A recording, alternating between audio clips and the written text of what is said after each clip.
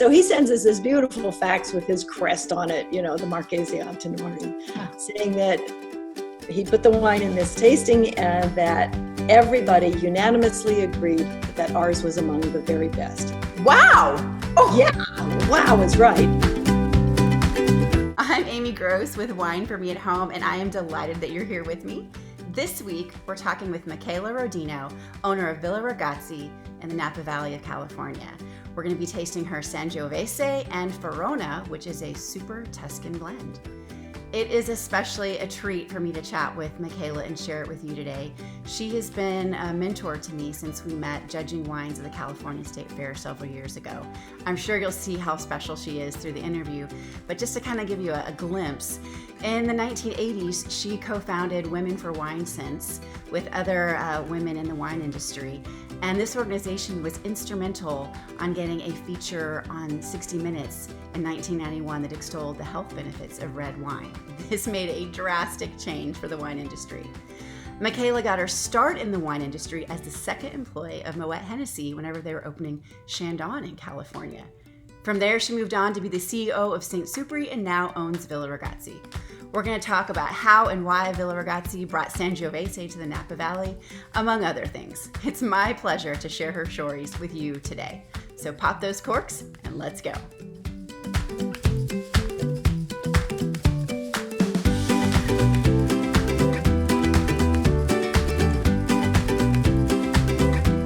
Michaela, thank you so much for joining us today. Chin chin. Well, chin chin to you. I have to pour myself some wine now that I fell behind. I was so busy listening to you. Cheers. Cheers. Sangiovese forever. Yay. These beautiful vines behind you. What is going on back there? Well, they're just resting after harvest. Okay, everybody, I want you to realize that, Michaela, I'm going to tell the truth. She's sitting in her kitchen. This is what she gets to look at every day. In the morning, in the evening. It's so beautiful. Yes, I know. It's lovely. We're very, very spoiled. Oh my goodness. There are bad times though. Sometimes when your vineyard is dying of phylloxera and you have to look at it every day over breakfast, it's not so much fun, okay? So it's not all wonderful roses around here all the time, but most of the time, I would say 98% of the time. Okay, well, we'll take the 98%. All right, so I told you that we need to get wine in our glass quickly because I hate to make people wait. So we've all got some Sangiovese. And I think that Sangiovese, Napa, how did this happen? How did Sangiovese end up in Napa? Well, it wasn't the easiest thing in the world to do, to tell you the truth. We came back from a trip to Italy, just really fired up to plant something Italian in the vineyard, and we originally were going to plant Nebbiolo. That's what we wanted to plant because there's a village in Piemonte called, guess what, Rodeno. Okay. My husband is convinced that that's where his ancestors are from, so it seemed appropriate to look for Nebbiolo. Well, in 1985, you couldn't find anything that exotic in Napa, so we couldn't find budwood. So we had also been to Tuscany on that trip and had a pretty good time there too. So we thought, well, okay, maybe he's not a Tuscan, but maybe we could get some Sangiovese. So our vineyard manager started putting the word out, and pretty soon he found an old field blended vineyard in Sonoma that had been planted right after Prohibition. Oh, and wow. The guy who owned it said there was some Sangiovese in there. You know, it was all mixed up. It's like a vegetable soup vineyard, right? And so there were Sangiovese vines in there, but they weren't all in one little discrete place. They were scattered throughout the vineyard. So we, trustingly took his word for it that the budwood we got was in fact Sangiovese. We didn't know. Planted it, made some wine, shipped off a sample to Piero Antinori in Tuscany. Because we would know a little bit about it. Yeah, and we figured he'll maybe tell us what he thinks. Well, what he did was he put it into an in-house tasting of international Sangioveses because he's very interested in the global market and what's going on. And he was actually already starting up his own winery here in Napa, so he was very interested in this. So he sends us this beautiful fax with his crest on it, the Marchese Antinori, saying that he put the wine in this tasting and that everybody unanimously agreed that ours was among the very best. Wow. Oh. Yeah, wow is right. And so we said, oh, that's fabulous. He likes our wine, not even noticing until many years later that he had actually also confirmed that it was Sangiovese. I love that. That is Oh, like, that is, yeah.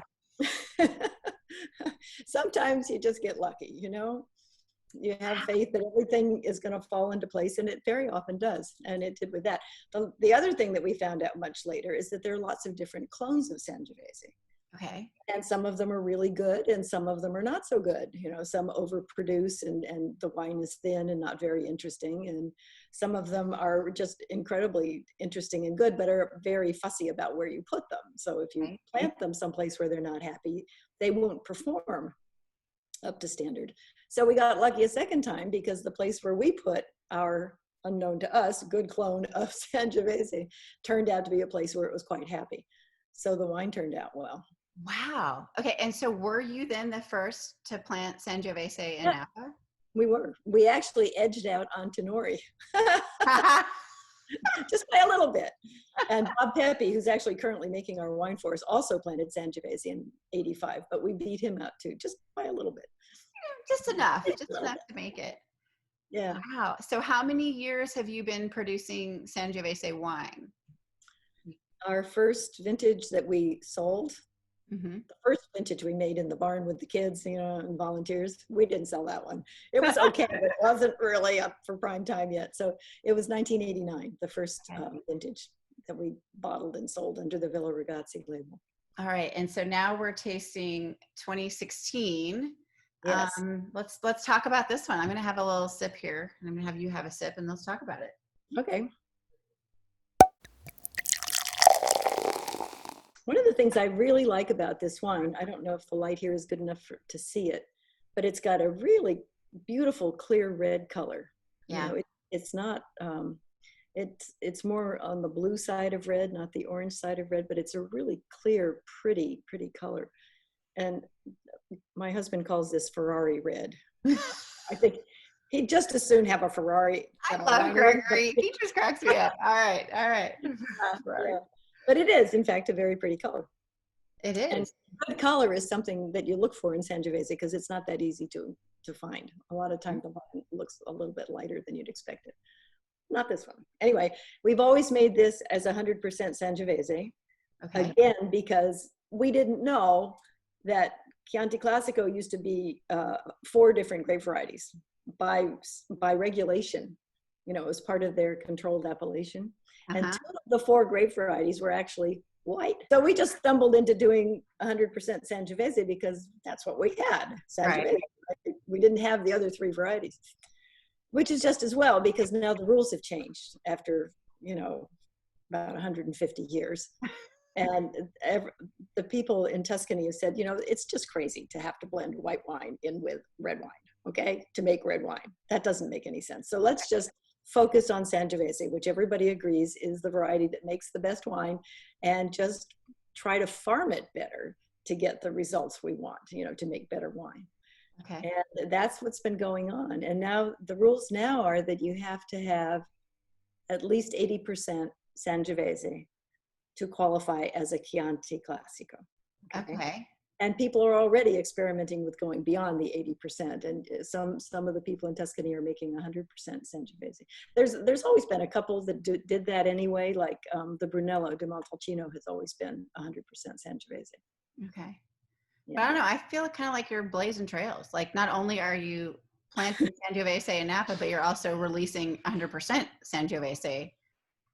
Well, as I said, we didn't know any better, But we like it this way. It's fine. It's good. This is a wine. Well, Sangiovese, let's just talk generally for a minute about Sangiovese. Sure. Sangiovese is a naturally high acid wine, which for people like me is just wonderful because I spent so much time in the sparkling wine business and your palate just gets so attuned to having high acid wines that when you have a wine that doesn't have good acidity, it seems very flabby and flat. Right, right. So Sangiovese really addresses that issue for me, just naturally. Whoopee. It also has really fine tannins. It's got tannin in it, and it will age. But between the tannin and the tannin is not, a like in Bordeaux's used to be. You couldn't drink them for 10 years. They were so tannic. The tannic is not like that, but it's there, and it adds an element of grip to the wine that I think is really nice. And the acid, the acidity all by itself is one of the things that makes Sangiovese age for a long time. So if you want to put it in your cellar for 20 years, you can do that and get away with it, no problem. Have you done that? That's a lot of discipline. Yeah. 1989, 2009, 2019. How is that already here? Yeah.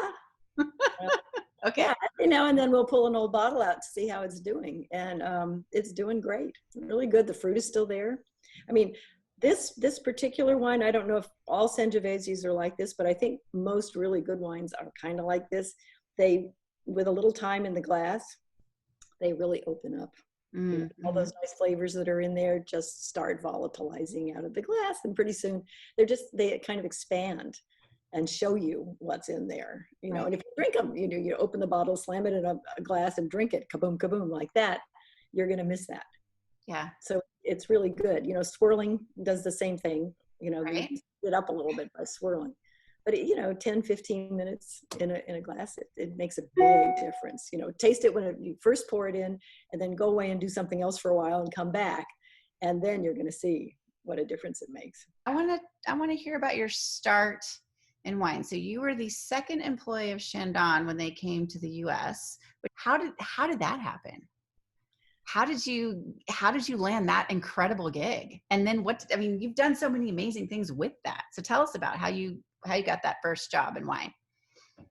Well, as a person who has read my book, you know what the answer is. It's serendipity. I want you to tell everybody. I should hold your book up. I'm going to share that with people because it's so much fun to read your book and to see your stories in the industry, because you've just been involved in so many things and you've seen so much change. And reading your book is like you're talking to your friend. It's so beautiful to read because it's just story after story after story of crazy adventures. That's what it is, because that's what I remember. Most of the stories have a little lesson attached to them, sometimes more than one. And that's why I remembered them when I sat down to write this book after I finally retired, because I hadn't been keeping notes along the way. Okay, back to Chandon. What happened was we moved to Napa in late 1972, and Napa was still just starting to emerge from decades of not much happening here, because phylloxera took down the industry in the 1890s. Then World War I happened, then the Depression, then, Prohibition, and then the Depression, and then World War II. Big things just kept happening to prevent this little agricultural area to return to a very early success in the 19th century. So, but Robert Mondavi's winery, which was started in 1966, kind of marks the beginning of the new era, right? So we got here 6 years after that. Okay. I'm looking around thinking, well, I need to find a job. I was 1 year out of grad school, and I didn't know how to do anything, really. I had no skills at all. I believe that. I do not believe Yay, I could speak French. Yay, that was it. I could type. That was bad. I didn't want anybody to know that. So I didn't know what to do, and I didn't want to go to work for the local quarry or the state hospital or Kaiser Steel. These were the businesses that were, happening around here then. And there was just enough of the wine thing going on that I thought, that at least sounds interesting to somebody like me. Right. So I'm sitting there reading the local paper 6 months after we arrive, and here's a front page story announcing that Moet Hennessy is coming to build a multi-million-dollar winery in Napa. And I said to myself, that's a French company. I speak French. Bonjour. I'm here to help you. Well, that's exactly what I did. It took me about 2 weeks to find out who and what and where, because none of that useful information was in the article. So I jumped into Gregory's Alfa Romeo and motored up Mount Veeder and knocked on the garage door of the guy who was the founding president of what would become Domaine Chandon. And he was kind of surprised to see me, I think, because I hadn't called or anything. I just sort of went up there. Good for you. Yeah, I just, walked in and said, hi, I speak French. Do you need help? And he kind of looked at me like, oh, what's going on here? And then he said, well, yeah, maybe come back tomorrow. Come back tomorrow. So I went back tomorrow and, did a bunch of random stuff in the garage with him. We were both in the same single room garage, which had lime green walls and a lime green plaid rug on it, and dogs and dust and vineyard workers wandering in and out. And, it was pretty rural, rustic. It was fun. Anyway, after the first day, he said, well, yeah, let's keep going with this. So I was his assistant for the first 3 years while we were planting vineyards and building the winery and making the first wines and doing all this really incredible stuff. And I got to be right in the middle of it all. Yay, which was great. And better than that, I got to be in the middle of the production side too, because Moet sent over a consulting winemaker to help our team make the wine, because there's a way you make sparkling wine in the Méthode Champenoise that's pretty well developed over there, but was virtually unknown here. At the time, Schramsberg and they were brand new. I think they started in, I want to say 72, no, maybe 68. I can't remember. It was somewhere around the same time. They were the only ones who were doing the classical Méthode Champenoise. But you can't even imagine. That's so yeah, but they were not growing their grapes at that time in a place where you would if you were going for the traditional Méthode Champenoise. They were using fruit from Calistoga, and you want cool climate grapes to make sparkling wine. Anyway, champagne type wines. So I got to be the interpreter for our consulting winemaker because he couldn't speak English. So I'm in the middle of all the conversations between consultant from Moet, who was a wonderful guy, and our team, and I'm just soaking up all this stuff. It was really interesting. I love how you just learned so much, and it amazes me, just to kind of take a little side note, how we accept jobs that can teach us so many other different things. I mean, you went into this, I speak French, great, and then you learned so much about wine because you spoke French. Great. Yeah, it's true. I did. I'm trying to avoid all this sunshine here, but it's getting away from me. Daylight screwed up my plan. Yeah, well, and that's what made it so interesting. I mean, everything was new to me. I didn't know anything about winemaking, or I drank wine. I spent my junior year abroad in Bordeaux, of all places, but I just drank wine the way French students drink wine, whatever you could afford, which wasn't much. Right. And so I didn't really bring to it all the intellectual curiosity that, as soon as you start learning about it, wow, it just opens up a whole new world of fascination. So Absolutely. Well, and then from there, you're learning about winemaking, and you're learning about viticulture, and then you're also learning about business and marketing the wines and sharing the wines with the world, and also showing that a French style can work well in the US, and I mean so many things. Yeah, it was an amazing opportunity. I mean, I was really lucky. Here's another piece of really good luck, and that was that this guy I was working for, John Wright, had never run a business before. Okay. Very smart. He'd been a management consultant, traveling around the world, consulting with various companies on their issues. But he was new to all this stuff too. He'd been a home winemaker and a home beer maker. No, wait, hold on. So wait, the man that brought Chandon to the US was a home wine and beer maker that said, I'm in, I'm going to do it. And well, it was kind of the other way around. He convinced his company, which was Arthur D. Little, it's now defunct, but it's kind of like McKinsey today. They usually, the way they would work as management consultants is they'd get a company as a client, and then they would do the work for the client, and then the client would pay them. They'd write up a big report, blah, blah, blah. Well, what he did was he went to his bosses and said, hey, I want to write a study on wine in America, and then we'll publish it ourselves, and then we'll go sell copies to all these people out there who are going to be interested in it, which is what happened. And Moet Hennessy was among a number of these large international companies that really wanted to read a study like that. Well, Moet didn't want to read the whole thing because it was a stack of paper about a foot high. This was digitalization. Right. You got to read every word. Yeah. So they invited him over to Champagne to present to them. So they didn't have to read it all. And the chairman of the board, and he just hit it off like gangbusters. And before you know it, the chairman's saying, I've wanted to do something in the United States for a really long time. I think there's a huge opportunity there, and I want you to do it.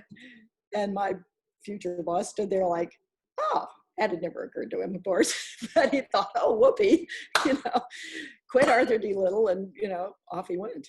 Oh my gosh. So he was not a manager. He was a management consultant, but he'd never managed people before. Right. And he didn't like it. He liked being a leader, but he didn't like managing. And I don't like being managed, I found out fairly quickly. So we were actually a really good team. Between the two of us, we managed to get all this stuff done and still have a good working relationship. It was great. It was very lovely.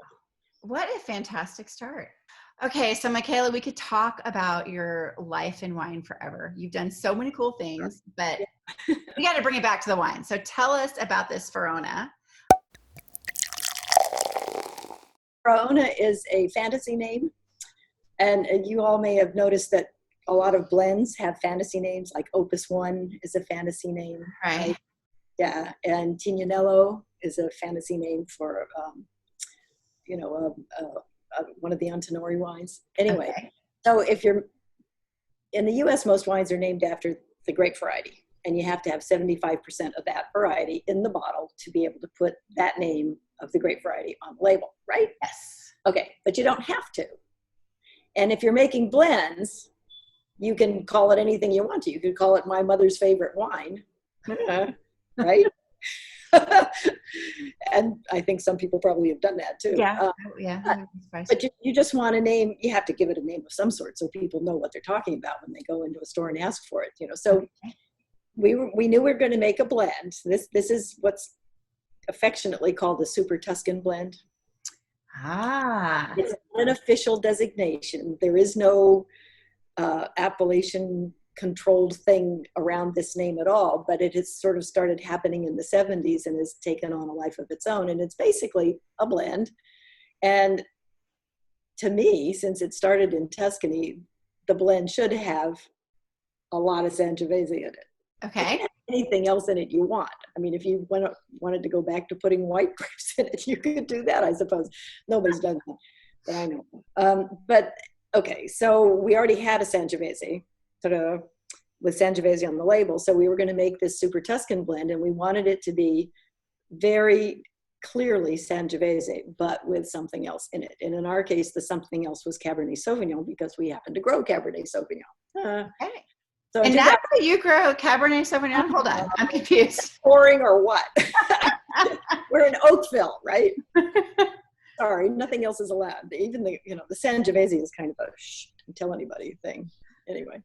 You're like the best kept secret, by the way. I do share that with people. Oh, now everybody knows because they're all watching the video, but anyway.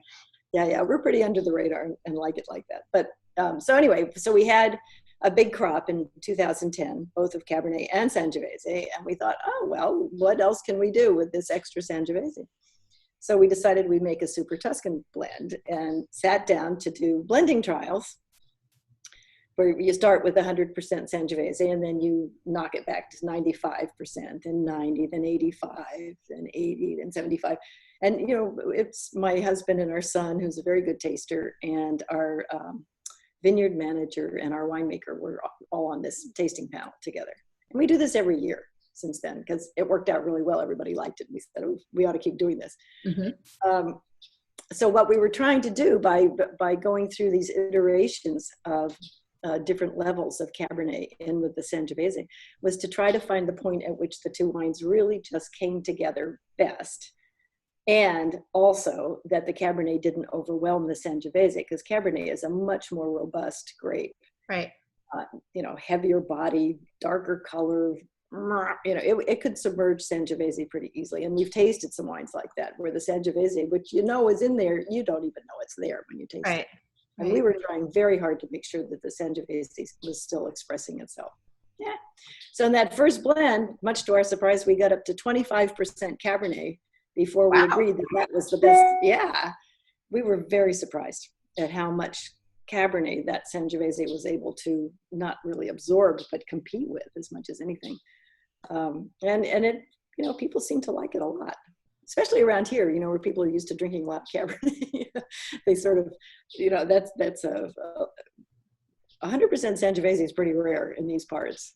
Right. In fact, very rare in these parts. And so that's a little bit of a culture shift and, a palate adjustment for a lot of people. But that little bit of Cabernet in with it, it adds a little comfort zone for the people who are used to drinking Cabernets. A little comfort zone. I love it. I love it. It's kind of fun. And it does darken the color just a smidge. Yeah. And it also lowers the acidity a little bit because Cabernet has lower acidity than Sangiovese does. Yeah, I was gonna say it kind of rounds it out a little bit. It just kind of softens it. But yeah, you're right. It's the comfort to bring them into the Sangiovese. It's like your starter for your Napa friends. Like, we'll start with this one. You're making left. Yes, except it's more expensive than the Sangiovese because of the Cabernet. Well, again, it's Napa, so that works out, right?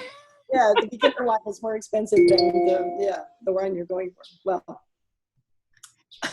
so is the name Faraona something that was at another blend name that you had already it's established? No. We had a discussion. I mean, I've been through this before. When I was at St. Supri, we went around and around trying to come up with fantasy names for our Meritage wines. Oh my God, that went on for years. So I knew I had the experience of trying to fish up a good name for a wine. It's at least as hard as naming a baby, Yeah. Maybe hard. Yeah. And so this time I learned that what you do is you just sort of fish around in your head for a word that sounds good, that doesn't look like it's, going to be really complicated to pronounce, like a Polish name that has a lot of Z's and W's and I's in it, that kind of thing. And that nobody else has already taken, which is the biggest problem of all. This is hard. Yeah, and so I was sitting around thinking about this and letting things sort of bounce around the back of my head. This is how I think things up. I just let my mind wander.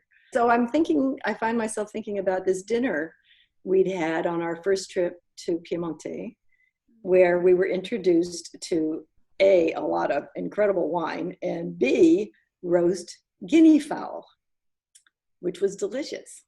Really? Okay. Yeah. I'm going to trust you. Guess you. what roast guinea fowl is in Italian? Faraona. It meets all the requirements. It doesn't look scary to pronounce. No. Nobody else is named in the wine Faraona, right? And nobody in America knows what it means. Yeah. I found out the hard way that they remember what it means in Italy when I gave somebody a bottle of over there. And they said, "Oh, this is such a beautiful bottle and such lovely wine, but why did you name it after a chicken?" One I've kind of forgotten. I think this blend is only 13% cab. It says on the back label. Okay. Oh, it is 13. 87 Sangiovese. Look at me. I'm holding the bottle farther and farther away. 13% Cabernet. So now it is. The Sangiovese is all Rodeno clone. Yay! You gotta love that. Clone, the mystery clone from that old vineyard. Because you brought it. Knows what it is. I mean, we know it obviously had to come from Italy at some point.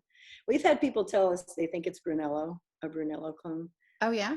Because the wine reminds them of that. But we actually tried to get UC Davis, my alma mater, to do some DNA testing, and they said, "Nah, we only do that for research. Sorry." Oh. So then a friend of mine who lives in Montepulciano took some leaf samples and some wine back to the Consorzio in Tuscany to test it, because they will do it. Right. And the report that came back via him, it was informal, was we can't say it is Brunello and we can't say it isn't. Oh, okay. Well, thank you. 500 euros for that, right? Can you even like wink, wink and say anything? They're like, no, we're just not going to tell you. I don't know. If I were protecting Brunello's appellation, I'd probably say the same thing. We also make a dry rosé from Sangiovese, which is quite lovely. I know you've had it. It is. I think I buy that by the case. Like I love your rosé. To me, it's everything that a rosé should be. It's crisp. The acidity gives you that. You can make it as pale or as dark as you want in the winemaking process, and I go for the pale side.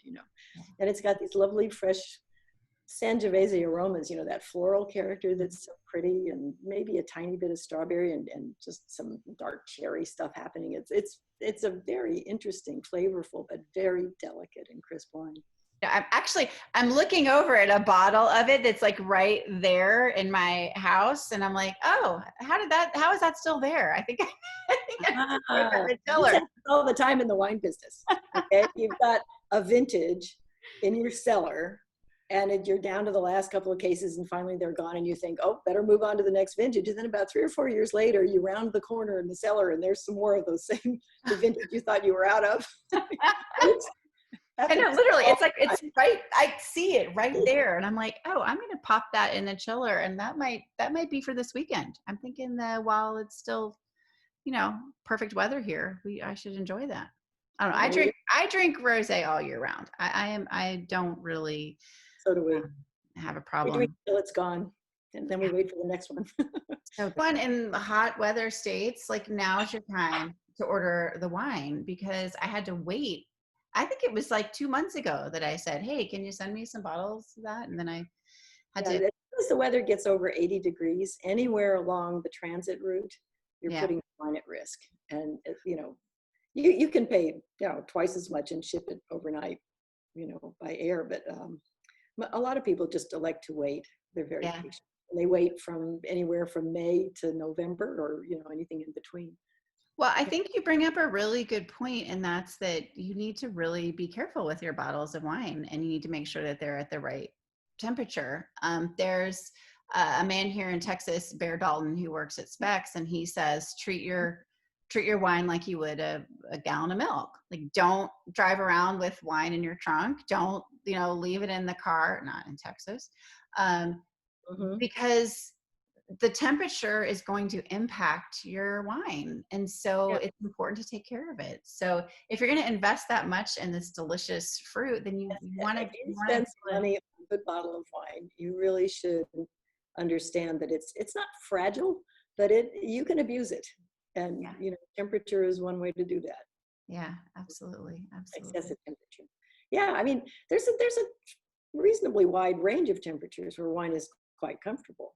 But, if you expose it to a lot of direct sunlight, for example, that's also bad. Yep. So, and a lot of people don't know that. But, if you put it in the freezer and walk off and forget it for several days, it's not going to help your wine. It'll be nice and cold, but it won't help your wine. Okay. And on the other end of the heat spectrum, having it out where it gets over 80 degrees for any length of time is also not good. Yeah, absolutely. In the summer, I was somewhere in the hill country of Texas, and they served Tempranillo, and it was like right out of the refrigerator. And at first I thought, you are crazy. Like, what are you doing? And then it was like absolutely perfect, because it's like 110, where we were. So. This is another really good point. It's okay to chill red wine. Just don't freeze it. Okay.